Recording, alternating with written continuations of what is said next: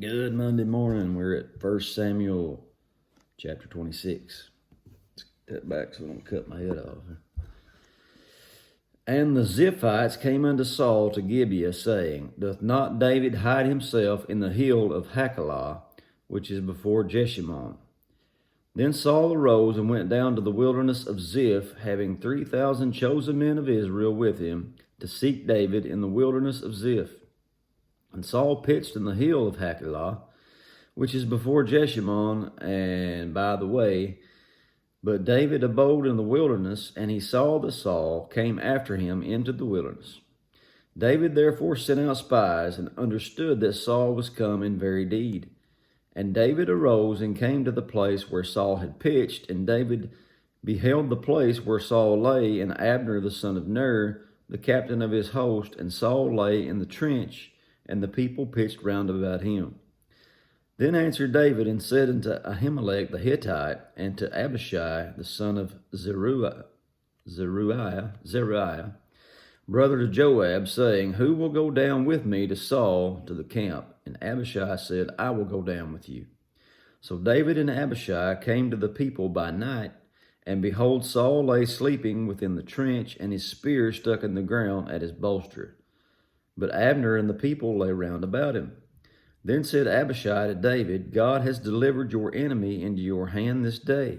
Now therefore let me smite him, I pray you, with the spear, even to the earth at once, and I will not smite him the second time.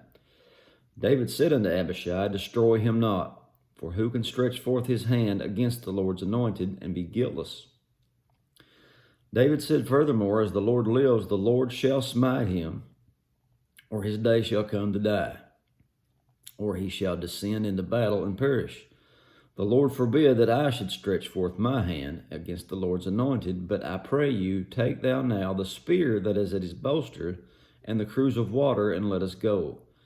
So David took the spear and the cruse of water from Saul's bolster, and they gat them away, and no man saw it, nor knew it, neither awaked, for they were all asleep, because a deep sleep from the Lord was fallen upon them. Then David went over to the other side, and stood atop the hill afar off, and a great space being between them. And David cried unto the people, to Abner the son of Ner, saying, Answerest thou not, Abner? Then Abner answered and said, Who art thou that criest after the king? And David said to Abner, Art not thou a valiant man? And who is like thee in Israel? Wherefore then hast thou not kept the Lord thy king? For there came one of the people in to destroy the king thy lord.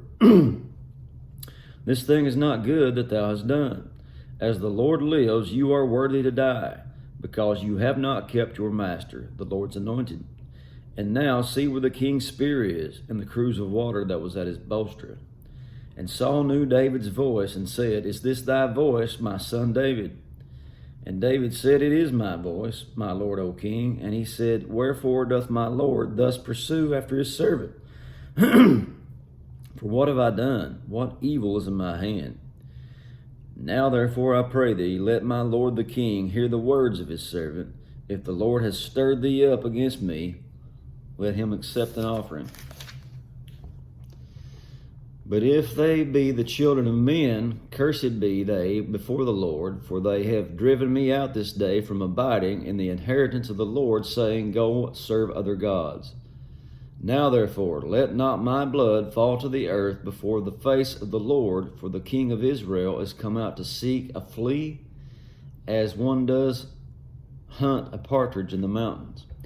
Then said Saul, I have sinned. Return, my son David, for I will no more do thee harm, because my soul was precious in your eyes this day. Behold, I played the fool, and have erred exceedingly. And David answered and said, Behold the king's spear, and let one of the young men come over and fetch it. The Lord render to every man his righteousness and his faithfulness, for the Lord delivered you into my hand today.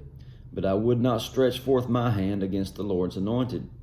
And behold, as thy life was much set by this day in mine eyes, so let my life be much set by in the eyes of the Lord, and let him deliver me out of all tribulation.